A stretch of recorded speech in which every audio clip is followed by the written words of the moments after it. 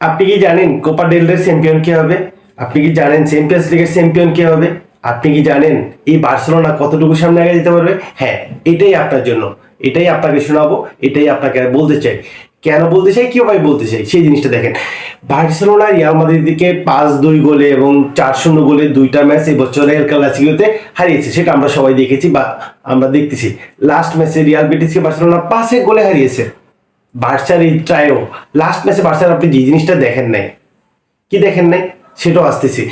Last ম্যাচে Barcelona কিভাবে জিতলো, বার্সা এত গোল কিভাবে করতেছে, বার্সা কেন লাস্ট কয়েকটা ছোট ম্যাচ হেরে গেল, বার্সেলোনা পয়েন্ট টেবিলে শীর্ষে থাকার পরও লা লিগার কথা বলতেছিলাম, বার্সেলোনা কেন এখন পয়েন্ট টেবিলে 3 নম্বরে? বার্সা কি তার হার ছাড়ানো সেই 1 নম্বর জায়গাটা ফিরে পারবে? বার্সেলোনা কি লা লিগা জিততে পারবে? হ্যাঁ, আপনি ঠিকই ভাবছেন। বার্সেলোনা পয়েন্ট টেবিলে সামনে আগাবে এবং লা লিগা জিতবে। বার্সার দ্বারা চ্যাম্পিয়ন্স লিগ জিততে সম্ভব, বার্সা কোপা দেল রেও জিতবে, প্রত্যেকটা ট্রফি বার্সা এবার জিতবে। হ্যাঁ, বার্সা আর্থিক সংকট এটা সেটা প্রত্যেকটা সংকট বার্সা কেটে যাবে শুধু এই জিনিসগুলো অর্জন করার কারণে। এর অর্জনের পিছনে অন্যতম কারিগর হানসি ফ্লিক।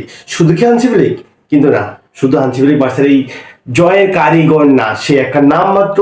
সে একজন প্রশিক্ষক হিসাবে, সে একজন পরামর্শক হিসাবে, সেটা তার দায়িত্ব, সেটা সে করতেছেন। কিন্তু মাঠে যে দায়িত্বটা পালন করতেছেন সেটা কারা? প্লেয়াররা। আর এই প্লেয়ারদের কাছ থেকে সেরাটা বেশ সেই করতেছেন, কিন্তু প্লেয়ারদেরকে আলটিমেটলি দিন শেষে সেরাটা দিতে হবে। বার্সার সব থেকে বড় অ্যাডভান্সের যে জিনিসটা, বার্সার মিডফিল্ড প্যাটার্ন। বার্সার মিডফিল্ড প্যাটার্নের নেতৃত্বে থাকেন অলওয়েজ আপনার পেদ্রি এই সিজনটাকে বিশেষ করে।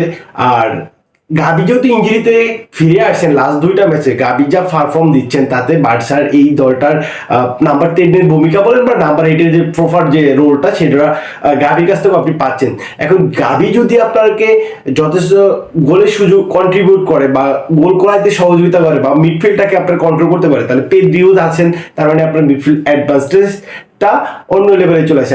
আর আরেকটা জিনিস কি, ফ্রাঙ্কি ডিয়ং যদিও ফর্মে ছিলেন না, কিন্তু সেও তার লাস্ট ম্যাচগুলোতে দেখা যাচ্ছে সেও তার ফর্মটা জানান দিচ্ছেন, কিন্তু কাসাদো অলরেডি ফর্মে। আর Robert Lewandowski, Lamine Yamal, Raphinha এই জিনিসটা এলিট লেভেলে। রবার্ট লেভানডস্কি অনেকটা বয়স হয়ে গেছে, সিনিয়র হয়ে গেছেন। লামিন ইয়ামাল যে ম্যাচটা স্টার্ট করতেছেন বার্সা, এই ম্যাচটায় ন্যূনতম হারতেছেন না, হয়তো সর্বনিম্ন সেটা ড্র করার সুযোগ হচ্ছে। এই লামিন ইয়ামালের সাথে যেই কানেকশনটা রবার্ট লেভানডস্কি বা রাফিনিয়ার, সেই জিনিসগুলো আপনি যদি পিছনে বার্সার খেলাগুলো দেখেন সেটা দেখতে পাবেন, যেমন লিওনেল মেসি, ইনিয়েস্তা, জাভি বা সার্জিও বাস্কেট এই লেভেলের এই জিনিসটা, বা যখন আপনার রাফিনিয়া ছিলেন বা লুইস সুয়ারেজ, সেই জিনিসগুলো আপনি বার্সা এখন বার্সার ভিতরে ফিরে আসছে এই ট্রায়োটার মধ্যে। হ্যাঁ, আমরা রবার্ট লেভানডস্কিকে এই সিজনের পরে দেখাটা একটু টাফ, তার বয়স হয়েছে, তার তো রিপ্লেসমেন্টের দরকার। কিন্তু দেখেন লাস্ট ম্যাচে দানি অলমোকে এমন একটা রোলে খেলা এলো আপনার হানসি ফ্লিক, সেখান থেকে হয়তো দানি অলমো গোল করা নিজে করেনি, কিন্তু 2টা গোল করিয়েছেন। এবং লামিন ইয়ামাল বা উপর দিকে রাফিনিয়ারা, তারা যথেষ্ট গোল কন্ট্রিবিউট করে বা গোল করে।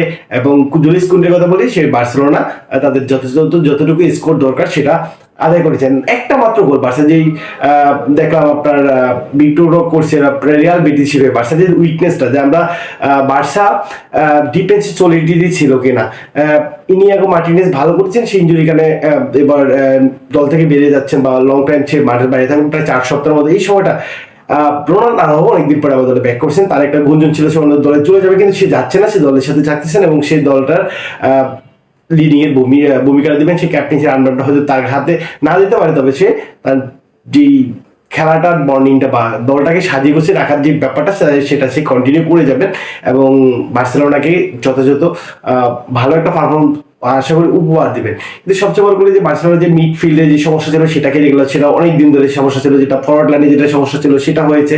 এবং সর্বশেষ কয়েকটা ম্যাচে দেখেছিলাম আমরা ডিফেন্সের সমস্যা, সেই সমস্যাটাও থাকতেছে না। আর 2জন ফুল ব্যাক বলতেছি, একজন লাইট ব্যাক, রেড ব্যাক, বিশেষ করে জুলিস কুন্ডে এবং আলেহান্দ্রো বালদেজ, বা যেই আপনাকে যে আশাটা দিচ্ছে, আপনার দলের প্রপার উইং ব্যাক নেই, কিন্তু 2জন রাইট ব্যাক বা লেফট ব্যাক যারা আছেন বা ফুল ব্যাক যাদের কথাই বলি, এই 2জন যেই সুযোগ আপনাকে দিচ্ছেন বা আপনাকে যেই সহযোগিতা দিচ্ছেন সেটা হয়তো ওয়ান অফ দ্য বেস্ট। হয়তো তাদের রিপ্লেসমেন্ট আপনার কাছে ওইভাবে নাই, তবে তাদের রিপ্লেসমেন্ট কিছুজন আপনার দরকার। হ্যাঁ, আর্থিক সংকটের কারণে কিছু প্লেয়ার আনা যাচ্ছে না, কিন্তু বার্সেলোনার যারা আছে তারা কমপ্লিট প্যাকেজ এবং Barcelona Champions League, Copa del Rey এবং লা লিগায় ভালো কিছু পাচ্ছে, সেটা আশা করতে পারি। আমার তো এটাই মনে হচ্ছে। আপনার কি মনে হচ্ছে জানাবেন। ধন্যবাদ। আল্লাহ।